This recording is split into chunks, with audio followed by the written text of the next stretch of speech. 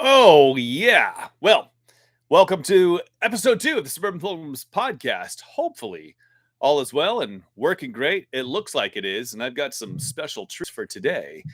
Um, I wish that I'm recording this live, by the way, if you're listening to this, which, by the way, if you're watching this live, will not go live until, oh, there we go. Oh, yeah, I got the headphones working now.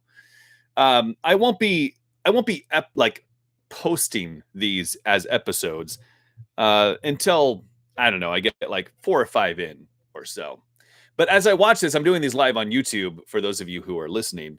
And I do wish that I could like blur the background because it's a pretty ugly place right here until we get into our home. Anyways, that's not why you're listening. Let's get into the show. It's going to be a dandy one. By the way, if you haven't checked, at the time of recording this, it is June 15th at 8:03 p.m. Sorry, I'm 3 minutes late. Technical difficulties. That's my excuse. But I did post a video today, one that I'm particularly excited about, connected to. It's sort of a call to others who are like-minded like me in my recent videos. And if that's you, I've actually heard from way more people than I thought. I mean, not like a ton, because only I think 3 people watch this channel. And the 3 of you who do watch this, I much appreciate it. But I heard from quite a few people, surprisingly, right off the bat, without even many views on the video, that I'm going to be meeting with in probably a week. Pretty excited about that. If you don't know what I'm talking about, then watch the video. I posted it today. I don't remember exactly the title because I went back and forth on the title. Let me pull it up right here and I'll let you know. Those of you that are listening to the podcast, this was probably months ago, so it's old news. But it's still a video you can look back on and know that I posted this recently. It is called "The World Needs Men to Stand." This I'm going to talk pretty dandy. Today, I'll let you know where I'm going with the show today. I'm going to be talking about morning routine, why it's been crucial for me as somebody who's never been a morning person, hated mornings, and how that's changed my perspective on morning people and getting stuff done. And then I'm also going to be talking about why is that in there? I wasn't talking about that. I think I copy and pasted the wrong show note. I'll also be talking about a little bit about how we educate our kids, schooling, which I think maybe will be interesting for somebody. Where was the other topic? Ideas. So I shot a bunch of dead animals in your California. At least if you're somebody who's sort of like-minded to me. And you sort of go nose blind to listen. California. You know that it's crazy. It's just the way it is. But then after you leave state for a number of months and then go back into the state with all the dead animals, the wretched smell, there's all kinds of pride stuff, flags up everywhere. There was a bookstore I passed on this beautiful coastal town that was that this city is together in our belief about the LGBTQRST community, which by the way, I'm not opposed to. This is the thing. I'm not opposed this sounds like such a political podcast. I don't mean to be that way at all, but leaving California just made me realize how much, as the video I posted today states, oh, very choppy, lots of freezing. It's probably because the internet's awful. Hear you. Glad. Oh, sorry, I wasn't reading the comments. Hope let's see. Choppy feed. Is the feed working? Huh. I wonder what the deal is with that. Bad connection. You getting anything from any? I don't. This is what happens every time I do one of these. It's just bad internet, bad everything because we're not in our house. Oh, I know it's wrong. Let me fix it. Hopefully, is that better? I just realized I was on the wrong internet. Sorry, everybody. Okay, this should be better. Let me know. Somebody let me know in the comments. I always have editing to do in these podcasts. When you watch these live, you get kind of a behind the scenes look at how pathetic this attempt is. Anything? I'm just gonna wait for a chat confirmation that things are a lot better. Okay, good. So did anything I say come through? Probably not. I was in California recently. I should just start the whole thing over. Did anybody hear anything? Should I start over? I'm looking to the chat to all three of you who stuck by to let me know if I should start over. Did anything come through? It wasn't like that. It wasn't that great. It got a little like it felt like any other political like podcast, which is not what I want to make this. Just got here, so start over. Okay. Um anyways, I'll encapsulate everything I said from the start in that I went to California recently, and the contrast between Tennessee and California hit me in the face like a dead fish. And I could not believe how over the top California is toward one side. Over the top, in your face. And if you have a differing view than what the majority of California believes, then you are just evil. And it just kind of it made me really it made me realize how important it is for people, men especially, to stand up for their convictions, for their beliefs. I've said that a ton, and it's so ingrained in me and so deep, and I believe it so much. I posted a video today about it. For it's kind of a call to action for a few people. I've heard from quite a few more than I had anticipated, which I'm excited about. I'm just trying to do something about what I believe is right and what I believe is wrong. And really, for me, it comes down to protecting a class that should be protected, which is what is ironic that there are protected classes in the United States now that can't really be touched. And if you speak out about certain groups, you kind of get shut down on certain platforms and you're looked on as like evil.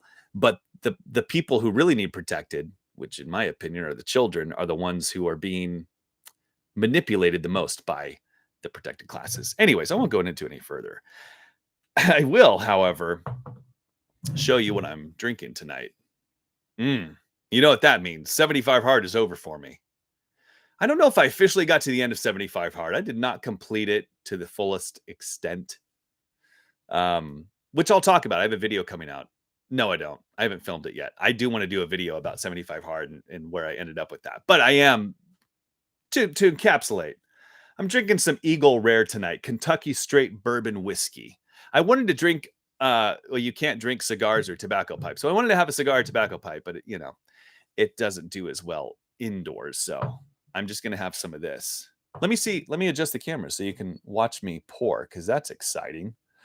Oh, yeah. That looks pretty good, eh? Sometimes I go a little Canadian.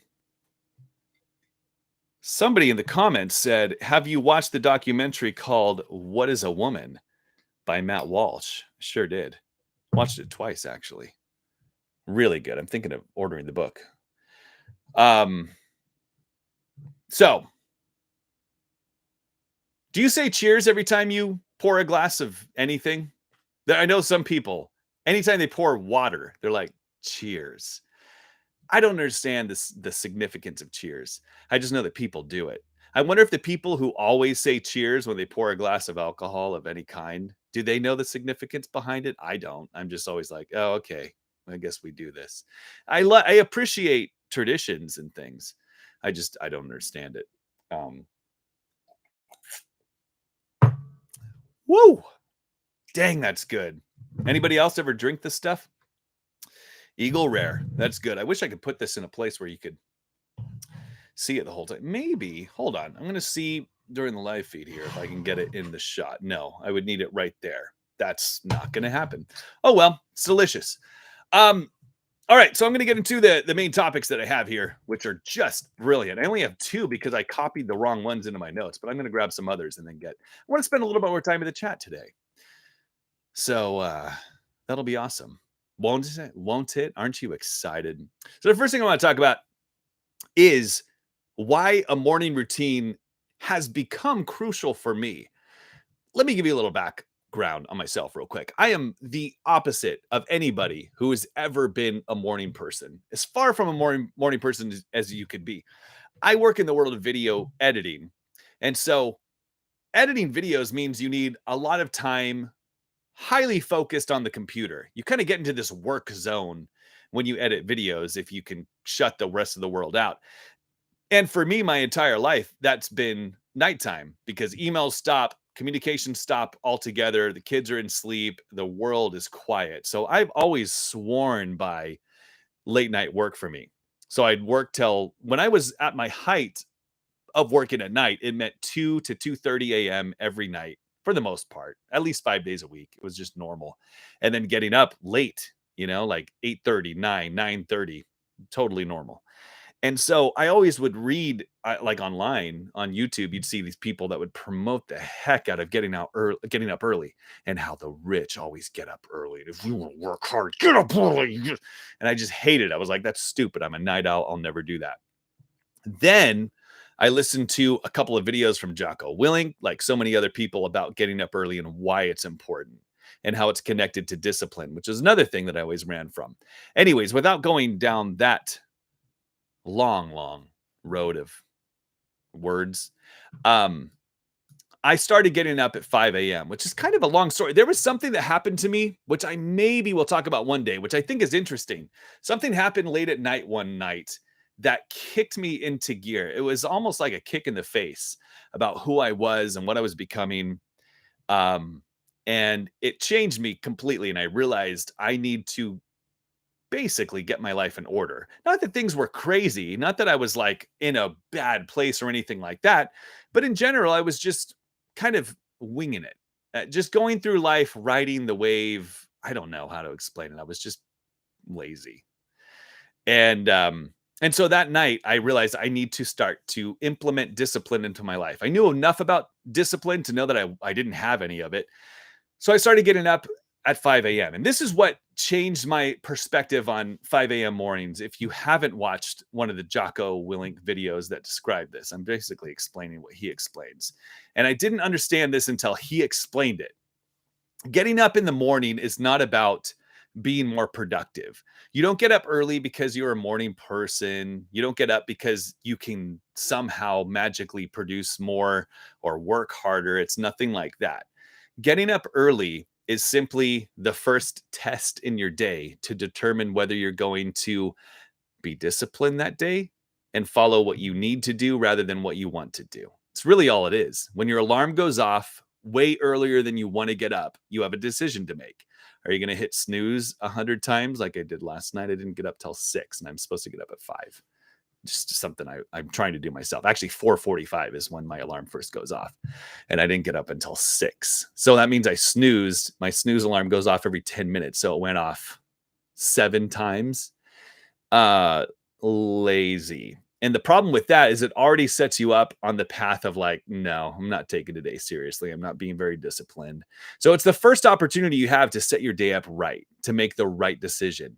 And it's amazing how that works. It's such I think, a psychological kind of thing, because the mornings that I do get up, as soon as my alarm goes off, are days that are so much more productive because I started off on the right foot. It's kind of like taking that first step to go out and work out when you don't feel like it. And once you work out, you feel better. You tend to eat better the whole day. You tend to just make your whole day better because you took a step toward being disciplined rather than not. So that's the whole idea behind getting up early, at least for me. Maybe it's different for other people. I'm sure there's other reasons, but for me, once I understood that that's what that was, it was kind of the first test of the day. Are you going to, yeah.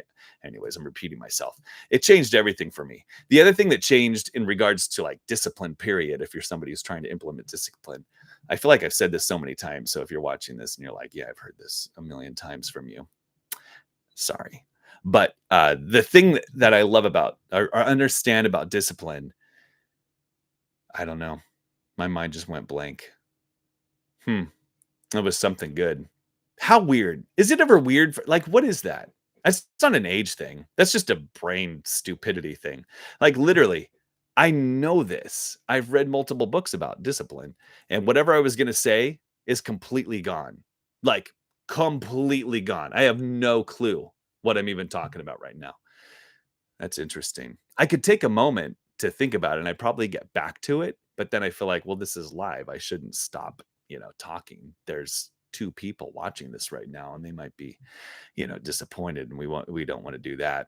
So while I try to remember what I'm talking about discipline, for me personally, what it is, Oh, that's what it was. I know what it was. Yeah, it's the same thing I've talked about forever. Oh, Jordan Peterson, make your bed in the morning. That's a good one too. Michael Perry just put that in the comments, which actually, I guess you know. I didn't learn until recently that when you watch back a live feed, you could watch the chat like later, like a month later, a year later. Anyways, shows you how much I know about YouTube. Um, anyways, going back to discipline. I forgot again, so let's just skip it. It doesn't matter. Now I'm just reading all the comments now and getting distracted. I want to see if there's any comments here that are potentially, because this is before I started the show, I typically write out a bunch of show notes, and I realized that for some reason I copied the wrong show note for one that I wanted to talk about. So I wanted to see if anybody said anything in the comments that sparks something delightful. Because the first episode of the Suburban Pilgrims podcast that I'm going to be putting out eventually from these live shows, I didn't have as much time going through the comments, so I want to read through a few if there's anything interesting. Most of them are just kind of random comments, but if you have any ideas for like, you should talk about this, or I have a question, let me know because I'll read through them. I don't think there's any here right now. You need an outside studio where you can live chat. I know, smoke a pipe and drink a nice adult beverage. You're right. Well, I have the nice adult beverage, Michael Perry. But you're right. And that's something I'm planning to do. We have a little heat wave here in Tennessee right now. It'd be miserable to have a campfire, but eventually I want to have a campfire, especially in the fall as things cool off and we get into our house and get settled a bit more. I actually want to do these live shows in front of a campfire, higher production value, make them look good, and on and on and on. It's going to be better as time goes on, but you got to start somewhere. That's one thing I've learned. If you're ever going to try to do something, I fall into this trap all the time, and I didn't realize it was something I did, but I would plan things out in my head. Like I'd want to start something new, a new like business idea or something that I wanted to implement into whatever. I would sit there and I enjoyed the planning process so much that I would never actually get to the hard work of doing the thing. I would just plan the thing until I had another idea that sounded even better. So then I'd plan that thing forever. And that happened for about 30 years. And I just kept planning things without ever really digging in and focusing on one thing to build it into something that could, actually be beneficial. That's something I've tried to implement, which goes back to discipline. So that's pretty much all I'm focused on right now. Let me see. The Potter's wife said, I've always had jobs that force me to get up early. So every chance I get to sleep in, I do. Yeah, that's true. I've had jobs like that too. So that's a different perspective because then it's not really so much discipline. It's just something you have to do. So then I guess Jordan Peterson's video about making your bed every morning applies to you.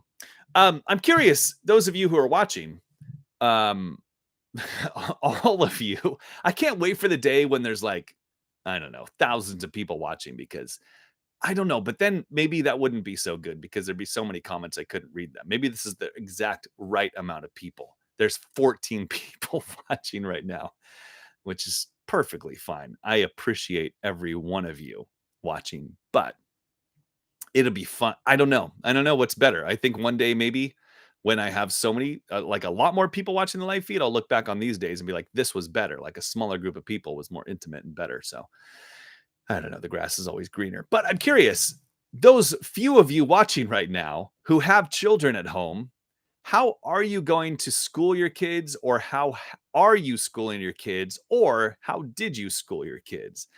I'd be curious, every single one of you. There's so few people watching that you could all comment and I could read them all in about 6 seconds. I'm just curious because I want to talk about that a little bit in the different places we've gone with schooling with our kids and the pros and cons that we've seen. And really, I want to get your feedback on what your thoughts are here.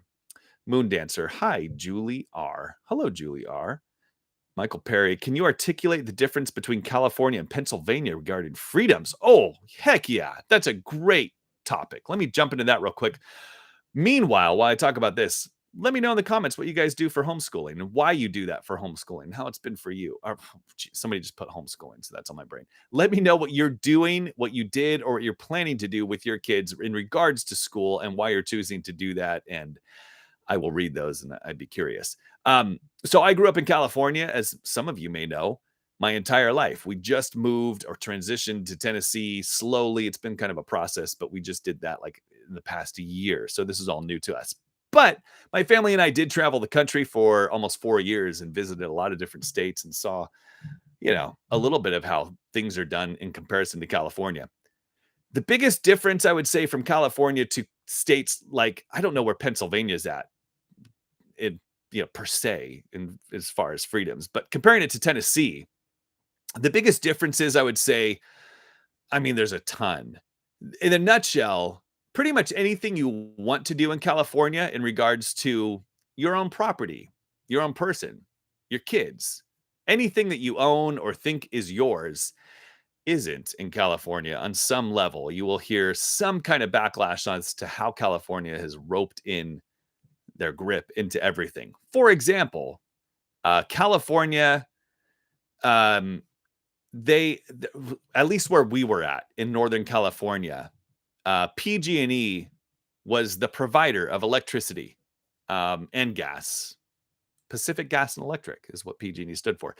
Anyway, so they were to blame for one of the California wildfires a year or so ago, and they were sued and they lost a ton of money. And so out of that, PG&E decided that anytime there's a light breeze during the summer, which lasts from about February to December in California, it's hot and dry most of the year. Even where we lived up in Northern California, it was pretty dry up until like November, and the dryness started in realistically probably April or May. And so a good portion of the year was dry and hot, warm. And so any kind of breeze, PG&E would shut your power down. It could be for a day, it could be for a week. And that was common throughout the summer as we left. That was fairly recent in the last couple of years, but that was a common thing. And so you would just lose power and you would lose, like if you were gone on vacation when that happened and you didn't have like any kind of generator backup that was automated, you just lost all your meat. And that was pretty much the way it was. It was like, sorry, it's your fault. So myself, my family, and I, like so many other Californians, went out and bought generators so that we had power because we knew this was going to happen all the time, which it did. So then the following year, California came out with a new mandate or law or something that said, well, you can't run gas generators anymore because they pollute the air. So if you ran a gas generator, you could be fined for running that gas generator. Basically, there were laws in place that would just cost you money. That's all it really came down to, I think, in California. The homeschooling, which is what I'm talking about, by the way, was actually pretty lenient in California, of all places. They're trying to ruin that like everything else, but it was actually pretty lenient. You didn't have to do much. And we homeschool our kids for the majority of their school time years, which they're still in, at least a couple of them. But in general, it was just imagine a parent who's extremely authoritative and just has a rule for everything. And those rules cost you money for the most part. I mean, that was California, and it just got worse and worse and worse. I could talk about this all night, but I won't. Let me read some of your comments about schooling, what you do with your kids, did do with your kids, or plan to do with your kids. Walt Longmire, homeschooling. The Potter's wife said, mine went to public school. I had to work full time, so homeschooling was not an option. Somebody else said, no kids here, so that makes schooling difficult, I suppose, for your kids. We unschool our 7-year-old. We full time in an RV and just found it's been, oh, that's awesome, Andrew Hunter. That's similar to what we've done. Oops, I meant Tennessee. My bad. Oh, Michael. Okay, that was a previous comment. John J. Thomas said, kids are still a few years out for me, but my fiance and I are actively talking about homeschooling. Potter's wife said, I live in a small farm town in Texas. I feel like we have a lot of freedom. That's awesome. It's probably this. I'll get to that in a minute.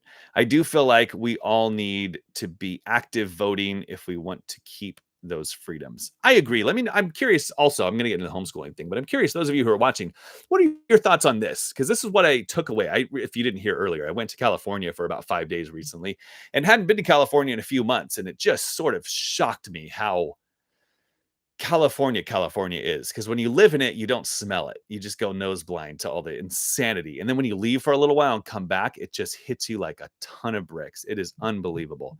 But I actually had this conversation with my daughter, who is, you say these kind of things as a parent, and I know I'm saying this as a parent, but man, I tell you what, my daughter is a lot smarter than me.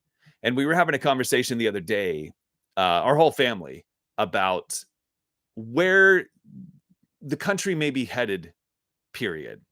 We moved here to Tennessee about a year ago. And since that time, I've told people this and they don't believe me, but it is not an exaggeration. If we go into our local town here, the closest town to us here in Tennessee, we are more likely to run into more people from California than we are people who are born and raised in Tennessee. And not even, and I don't mean that like, well, some of the people are from other parts of the country, some of the people are locals, and then a lot of people are California. I mean, literally, the majority of people you run into here in this fairly small town in Tennessee, in Middle Tennessee, are from California. And originally, when we first moved here, we thought, well, that's, like a little bit scary, but the majority of people we assumed who are moving out of California are people like us who are moving because of the insanity. They're not bringing California with them. They're moving to get out of the insanity of California, and they want what Tennessee, for example, has to offer. They don't want any of the California. They're not voting California like us. But what seems to be happening is that there's a lot of people moving from California and New York, other places in the United States, who are leaving because of the insanity, but they are bringing California with them. We have seen in just the past year some pretty drastic changes in Middle Tennessee. In a year, it blows me away. My thought is that California is coming to the rest of the country, whether you like it or not, if it's not there already. You've probably, if you're like a born and raised native in a state that's never been close to California, I would be surprised if you haven't seen changes already. And I think that we've only scratched the surface. When you go back to California and talk to Californians, they believe it's just like, I talk to kind of like-minded people who are still there.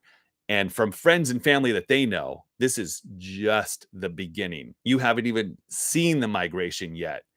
And I'm afraid that a lot of the migration is not going to be like-minded people. It's going to be people who are bringing California into the rest of the country, because there's a lot that they still think it's right in California, which is scary. So curious what your thoughts are on that. I know that a lot of people who aren't from California think, yeah, that's crazy what's happening in the rest of the country. It's crazy what's happening in California, but it's not happening here. I think it's only a matter of time, unless we do something about it, which is what I've been trying. I'm trying to figure out something for myself and for others. That's part of the reason for the video today. If you haven't watched the video today, you should check it out, because if you're of the same mindset, I'm trying to meet with some other people to, I don't know, figure something out. Like, which sounds so stupid. Like, we're going to fix the problem, but it just takes one person to stand up in a room full of people sitting. And most likely you'll find some other people who stand up. If we get enough people to stand up, something may change. You should get a glass. If you're listening to the podcast, which will not come out for probably a month or so, I'm drinking some Eagle Rare Kentucky Straight Bourbon whiskey. It is so stinking good. I don't know who they would be. My wife's aunt and uncle. Who would they be for me? I don't know. They got this for me, this bottle, and it's just so stinking good. Bill and Teresa. Man, I love it. Okay, let me read some of the comments because I want to get back to the homeschooling stuff. So let's see. You're right about morning routines. Well, thank you, Michael. I try to be right about everything, but it seems like I'm not. I think I'm right about everything, and then my wife is like, no. Let's see. Oh, I read those. Okay. Kids are oh, I read that one. I'm very close to where you are. Oh, I'm very close to where you lived in California. Michael Perry. Where are you at, Michael? I mean, you don't have to tell me exactly, but what area in California are you? What general area? I live on a small farm in Texas. I feel like we have a lot of freedom. I already read that one. I do feel like, I read that one. I'm a former public school music teacher, but no kids myself. I taught 750 kids a week. Whoa. Andrew Hunter said, my parents live in New Jersey, which is like California Junior. All right. Well, I'm curious though. Well, it doesn't matter. Nobody commented on that. So let me talk a little bit about homeschooling, I guess.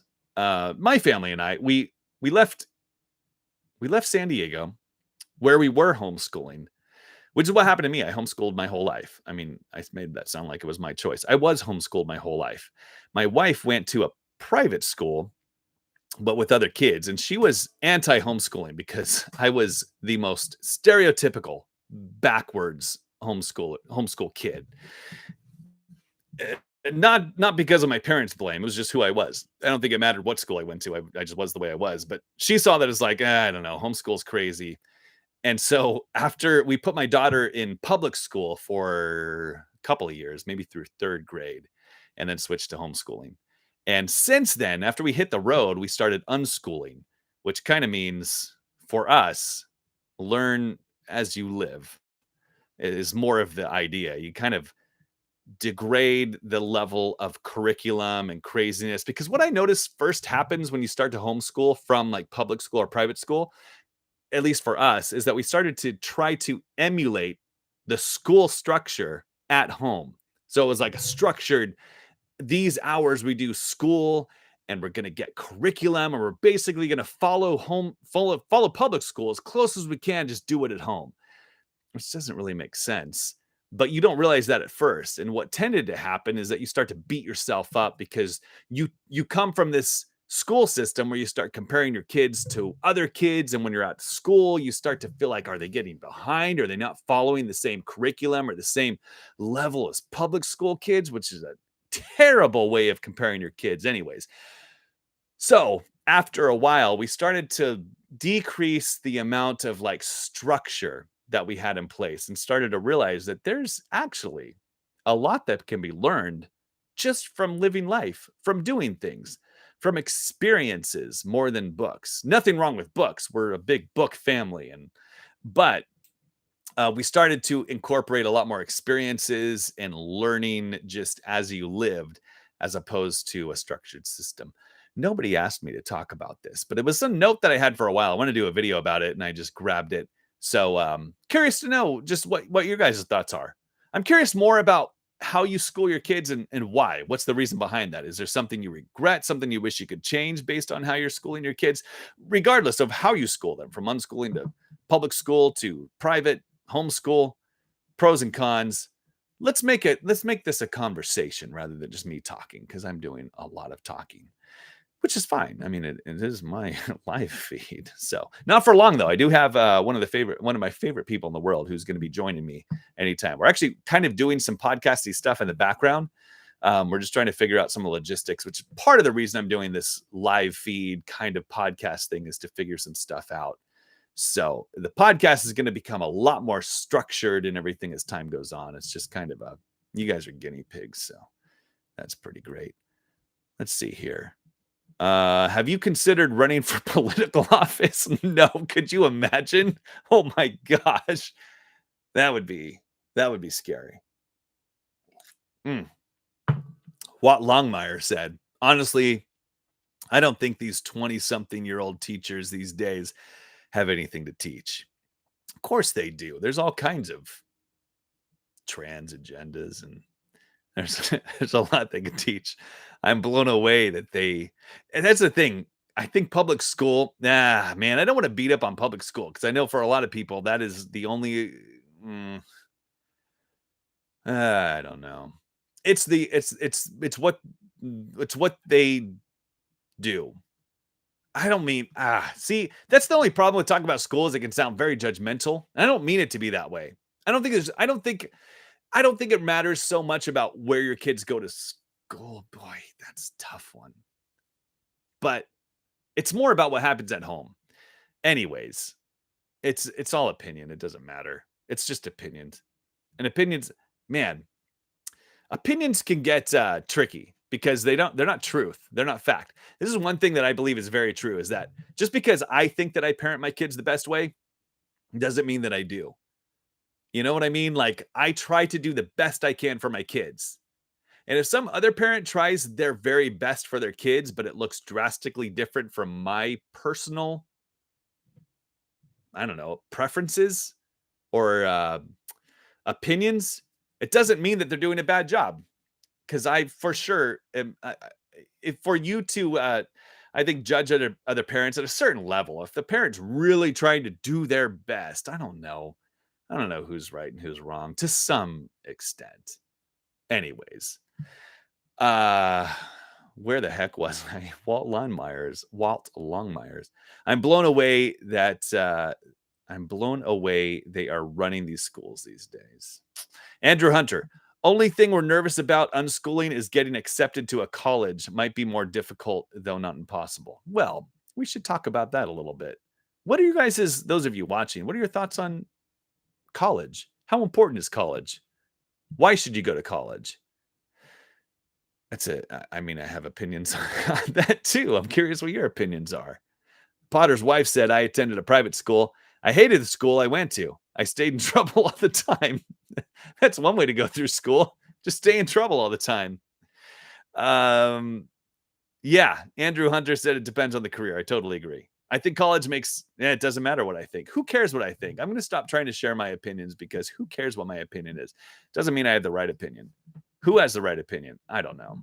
Nobody knows. We're all just, some of us are just trying to do the best we can. College graduate here, said Isaac Brooks. Sometimes it's useful, sometimes it's not. Interesting. I am not a college graduate, so I can't speak to that. I took some college classes. Does that count? Nope, not really. All right, well, I kind of went through my notes that I had pre-selected because I copied the wrong notes here.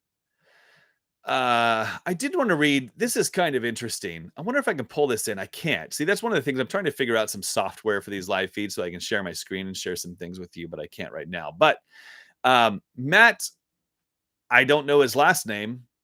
Beidrua, dang, how the heck do you pronounce his name? Beaudreau. I'm just gonna, that's how it says. That's how it says. This is what he said that made me think, I would like to do a kind of schooling, I don't know, video. This is what he said, though. I'm curious what your thoughts are on this. He said, we go through a school system that leaves us feeling ill-equipped to educate our own children. The irony, then, is that because we feel incapable, we put our children through the same system that left us feeling ill-equipped. It's a brilliant scheme. Break out of it, is his opinion. Just curious what your thoughts are. That's all.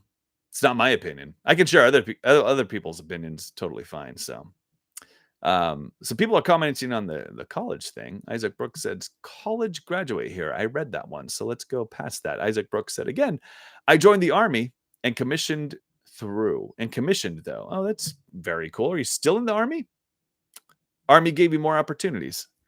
Moon Dancer said, it's your show, your opinion, no worries. That's true. I could just share my opinions willy-nilly. Yeah, that's a good point. You know what I wish I could do is do like live chat, like somebody actually, like, let's talk back and forth. Isaac Brooks is a pilot now. That's awesome. No kidding. I'd like to hear more about that. I've got a good friend, one of my best friends who's a pilot. That's interesting. Commercial pilot? Let's just talk about Isaac Brooks and his pilot career for the next, what do we have? 17 minutes? 18 minutes? All right. I'm going to go through some of my show notes and just pull out something that I feel like talking about. I'm going to read a few off. And if you like the idea, the sound of this, the ones that I'm interested in, just type something into the comments to let me know. Yeah, that one. Let's see. Oh, man. Being a strong father, everything you need to know. That's a Father's Day video. I already shot that one. Not that I'm an expert father, but I think it's a really good video. I'm excited to put that one out. It's going to be for Father's Day. 7 things every man should know. I think I recorded I filmed that one too. So let's skip that one. I didn't realize. Okay, let's keep going here. Let me get some that I have some notes on, some better notes. Oh, yeah, this is nah. Oh, that's one thing I do want to do. Is I'm trying to keep this make this a reoccurring segment, so I might do this now. Is take a book, and last week I went through this book. I'll be going through this again tonight and just reading some snippets that I have highlighted, underlined in this book that stood out to me, and just chatting them through with you because maybe you'll get something out of them too. So let's do that now because my other notes are gone. Oh, but there's more notes here. That seems pretty good. The Potter's wife. I'm curious how you got into video editing. Really? Is anybody else interested in that? That seems, I guess that's interesting. Walt Longmire, do you find your kids disagree with your ideas a lot? Ooh, that's a good one. Oh, and Isaac Brooks said, "Good question, Walt." So let's jump into that one. That's a great question.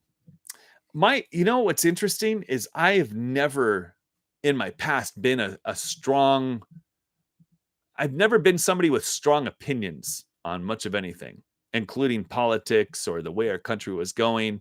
I've always been, I lived in Northern California, and because my parents were conservative, that's what I was. Just because, I don't know, I never really gave it much thought.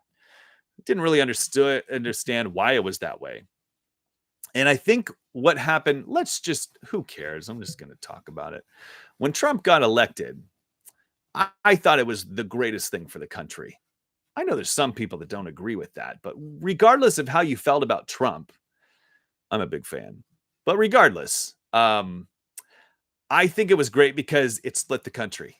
And I think that that was important to happen. At least it was for me. Using myself as an example, I never really understood the importance of having an opinion on anything. I was just kind of middle of the row. I don't want to rock the boat either way. I'm just like, yeah, okay, whatever. Whatever. I don't know. I didn't have an opinion.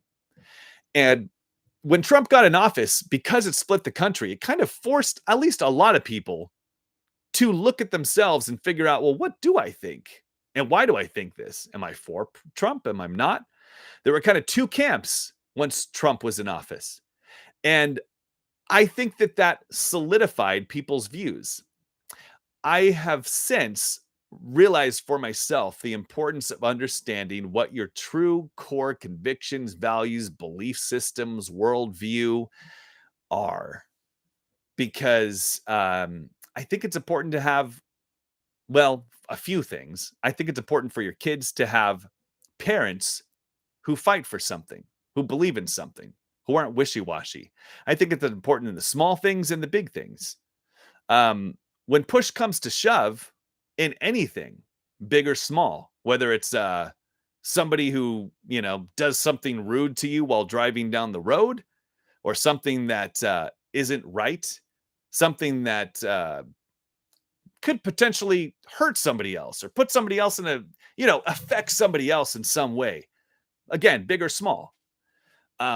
I think it's important to have a side, to have a stance, to understand what you believe and why you believe it. I guess that was the biggest thing for me growing up is I didn't really have an opinion. I knew what I believed, but I couldn't tell you why necessarily. And so I think for me, that's what happened when Trump got elected. I solidified my view and looked into my view and why I believed it. And the more I looked into it, the more I saw that, man, there's a lot wrong to me with opposing views. Not every view is wrong. And I think there's a middle ground, a lot more middle ground than we probably realize. Because the stronger the further you go to one side, the more combative you can get with the other extreme. And I think there is a middle ground that's important to understand. And there's a lot of middle ground that we can agree on. But I think there's some very distinct points that I've become more passionate about. Maybe it's because of my age. I don't know. But I think there's a time and a place, and it's now to take a stand like there's never been before, at least for myself, because there's things happening, especially to our kids, that's just not right. Where our kids are being taken advantage of, our kids are being manipulated. And to some extent, this is not quite the right word, but it's close enough. They're being brainwashed to a certain extent in colleges and now in high school, middle school, and as early as it gets. And I just, boy, and it sounds extreme. That's the thing. That's the other thing that's been tough for me is I don't want to come off as an extremist.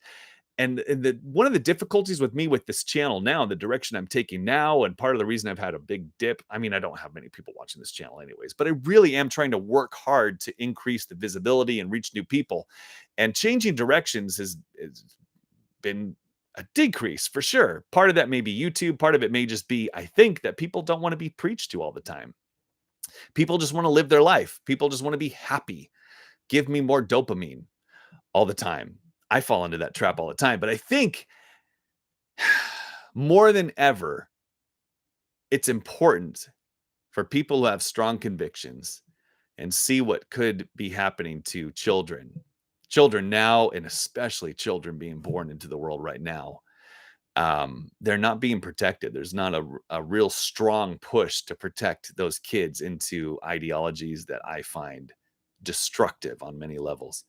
Anyways, so I have strong opinions on things now.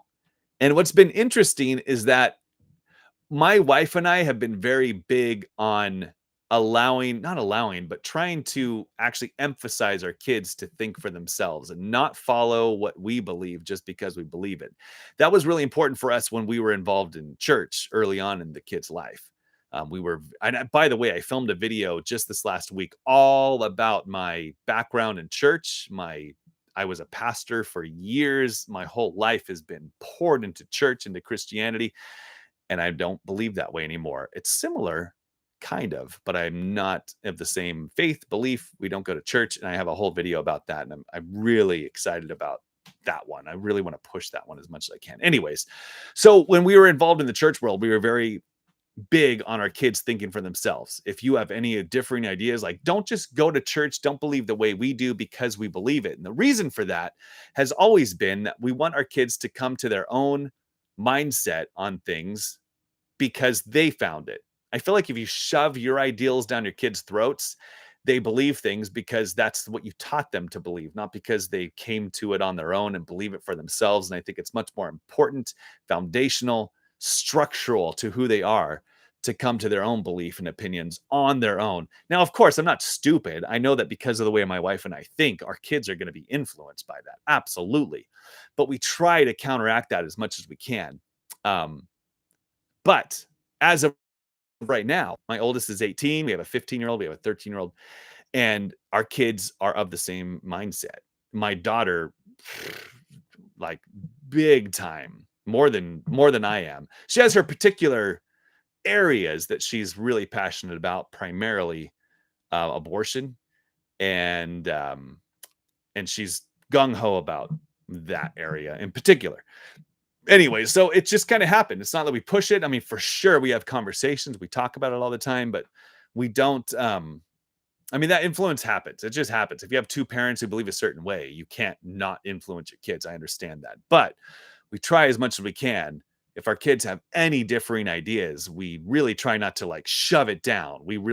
I love the conversation. Sometimes I wish my kids had slightly differing views on things because I love that conversation. And actually, they do in many ways. Their view of God and church, especially my youngest son, is drastically different from mine. And I love that. I love having those conversations with him. And I don't try to persuade him. We just have open conversations. I think it's great. Anyways, somebody asked. I have 9 more minutes. So sorry if that was way off. I don't know. Whatever. What are you watching? What else is there on right now? There's nothing better than this. Some guy ranting in the middle of a trailer, and it's 900 degrees in here. I don't know if you can tell. It's extremely hot. Of course you can't. There's not a lot of comments here. What's the problem, people? Let's see. There's been what? Is everyone just watching? Enter the conversation, people. Send some comments, send some questions, send some ideas, your opinions. I'm curious about that. And if you haven't already, pour yourself a glass or light up a cigar or tobacco pipe. YouTube hates that. YouTube hates all of this. But so far, it's been okay. Anyways, you didn't ask about that.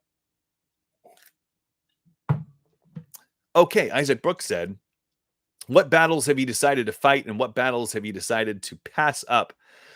Oh, while raising your kids and the values you instill in them. Dang, that's a great question, Isaac. You should ask more questions if you have any more like that. That's a great one. Man, that's a tough one. I remember my wife read a book specifically about that, which doesn't help to this conversation at all because I didn't read the book, but we had one of our kids was very strong-minded in the early days, and she read a book specifically about that, choosing your battles. The ones that matter to me now that our kids are older and teenagers, I mean, they're basically adults. Like, really, I say that kind of like jokey, but they're of the same mindset. I have conversations with them that to me are way deeper and like more, I don't know, thought provoking than I do with other adults. That's probably my fault. But I think for me, at the age they are now, I don't even worry about them. There's no battles that we pick. I don't know. Maybe we're the best parents in the world, but man, I tell you what, my kids, there's no anything. They're literally like like living with very mature adults. It's so weird. And again, I have a 13, 15, and 18-year-old, and there's no drama really. There's not, I don't feel like we really have to parent them. We do. I think the biggest thing for me that I'm at least learning as I'm older that maybe I would have told myself younger when the kids were younger and you did kind of have to pick your battles is two things. One, and I knew this, but I didn't know it as well as I do now, is how important the example that I set is to both my boys and my daughter in every way. Primarily how I treat my wife. The relationship I have with my wife, I think, is fundamentally, foundationally more important than any relationship, even the relationship I have with my kids. Showing them how to be a husband, how to be, how to treat my wife, I think is foundationally important. I know that's not exactly your question, but I think I should have focused more on that rather than like pick up your clothes or all the stupid things that tend to take up a lot of angst and yelling and annoyances that don't really matter. I should have spent more time focusing on how I treat my wife and the kind of man and husband I was. But in addition to that, I think that I lost it. I lost my second one. My brain's dead tonight. I'm blaming on the heat. It's very hot here in Tennessee. Um, I guess I don't know. I really don't remember what my second one was, but I'm just going to continue talking anyways because I have 5 minutes left. I think that, well, I guess what I was going to say, it follows along with that, just being an example for my kids. And I guess just focusing on the things that matter to me, focusing on the things that actually are going to impact their life. Yeah, you can see there's things that all kids do. They're just stupid, just kids. They're just kids. They're going to do stupid, annoying things. But then you can see traits and trends in them that seem like maybe this is something a little bit more. Maybe this is something that's specific to our kid that could, impact them later. A certain level of laziness or a certain level of like allowing man, I think nowadays the influence of phones, screens in general, man, I could I'm just getting into a whole parenting talk. That wasn't your question at all. Battles in general, I think that's probably the best answer I could give, is instead of focusing on the stupid little battles that don't really matter, I should have focused on myself more as being a better example of what I want my boys to become as men and the kind of man I want my daughter to marry. Would have been more important than any of that. Let's see. The Eagle Rare warning. Wait, warning him up now. Wait, what? Walt, what was that? Walt, are you drinking? That Eagle Rare is warning him up now. Wait, what are you talking about? This is warn. Oh, warming him up now. Is that what you're saying? Warming. I bet that's what it is. Oh, it does say warming. I guess you're right. I can't even read. That Eagle Rare is warming him up now. I think you're right. And I think that's the key to a good live show that I haven't had in 75 days or so is just some good liquor. It warms you up and just gets you going. That's probably the key. Isaac Brooks says, I have a few minutes left. I'm just going to read comments now.